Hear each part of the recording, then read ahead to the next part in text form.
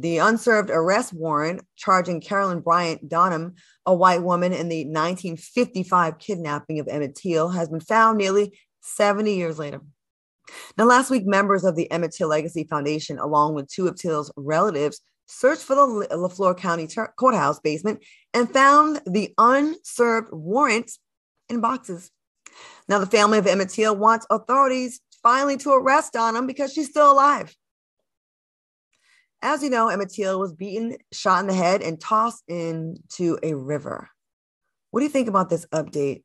Q, let's start with you on this one.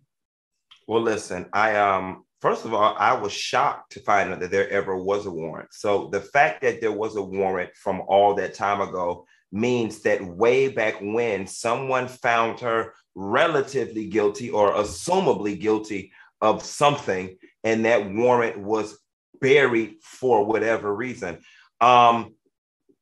It needs to be served. Not that it's going to bring Emmett Till back, not that the lady's going to do any long time because she's already knocking at death's door, but just the symbolism of it alone and for legacy purposes of it alone. And if Bill Cosby had to pay $500,000 for playing with some 1975 Tootsie Cat, then I'm pretty sure that her ass can do, a couple of days or get a house arrest bracelet or something for lying way back when on Emmett Till. I think America owes us this at the very least. At the very least. Al, what are your thoughts on this? Exactly, that they owe us the least. Emmett Till, it was a horrible, horrible hunt down and a horrible killing. And remember, this mother of Emmett Till had an open coffin because she wanted the people of Chicago and the Northerners to see just how poorly Southerners were treating people of color, black men especially. Now, this is what I love about this story. I don't care that she's 80 years old. In the state of Mississippi, arrest warrant and a bench warrant never expires, okay? Whether the person lives in the state still or not, because we know she moved to North Carolina. In addition, in the state of Mississippi, there's no statute of limitation for kidnapping. And remember, she was a part of the kidnapping because she identified Emmett Till as the one that disrespected her. If a 100-year-old man who served as a security guard at the Jewish concentration camps can go to jail, because we heard this week that a 100-year-old man was sent to prison because he served as a prison guard. He aided and abetting the murders of the Jewish camps. Then this 80-year-old woman can go to jail for assisting and abetting in the murder of Emmett Till. And in addition, that sheriff that claimed he couldn't serve that warrant because he was concerned about her two kids, they need to take his ass in too and lock him up. Is he still alive? He's still alive.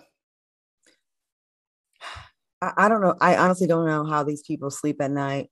They don't. All the people that were involved with Rosewood, the lady that lied, and what happened in Rosewood in Florida, another white woman that lied instead of black men trying to rape her, and all those people that were hung from trees, men, women, and children because of a lie from a woman that had all this racism in her heart. And then this woman's still alive. She's seen all these conversations and all this talk about this, and she's just chilling. But and the people... You want to know what's funny, Claudia? And I think the reason why I find a bit of solace and in peace in the fact that she hasn't gone to jail is because one thing that I do know well is human nature. She's not sleeping easy at night. She's not. You trust and believe this haunts her. It haunts her, and it is going to haunt her to her grave. Trust and believe. That lady ain't sleeping easy at night.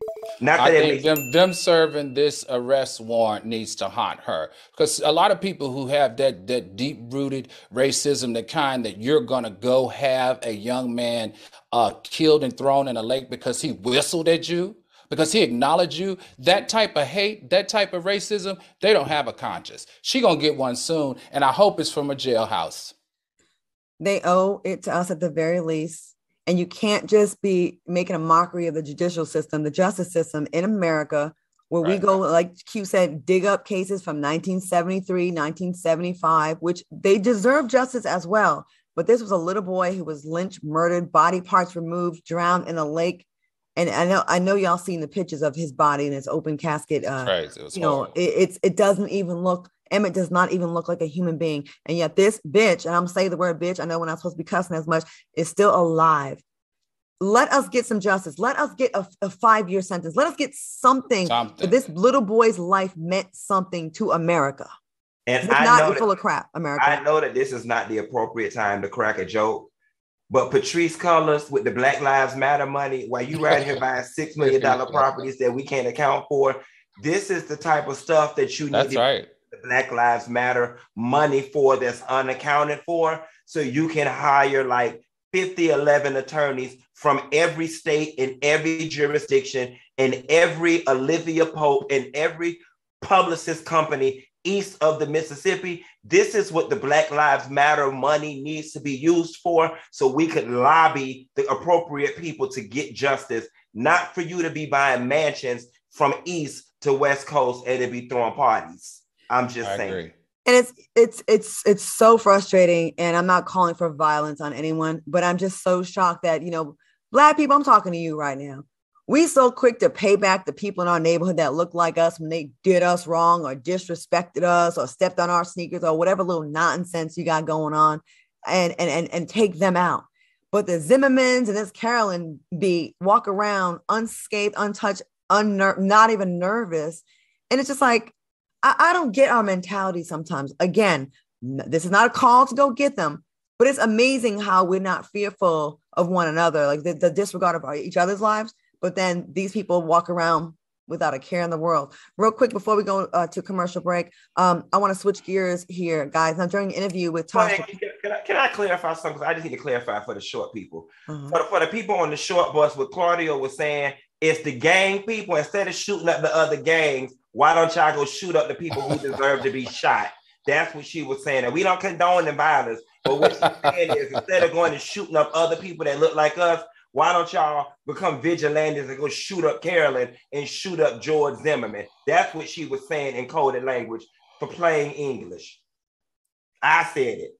And my views are not the views of FOXSOUL, Fox Corporation, and or TGIF. But there are some of y'all who are in the GED section, and I just want to make it clear what she was saying. Instead of shooting up each other, we need to be shooting up the people who create these atrocities against us, but I don't condone violence. Oh, no one here at FOXSOUL would ever condone violence, right, Al? We would never condone violence. Never. Hey, don't go do it, y'all. But we're going to go shoot somebody. If you don't let this woman get us to commercial, boy. Let's take a commercial break, and y'all can marinate on what was just said. We'll be back with more TGIF after the break. Go get them.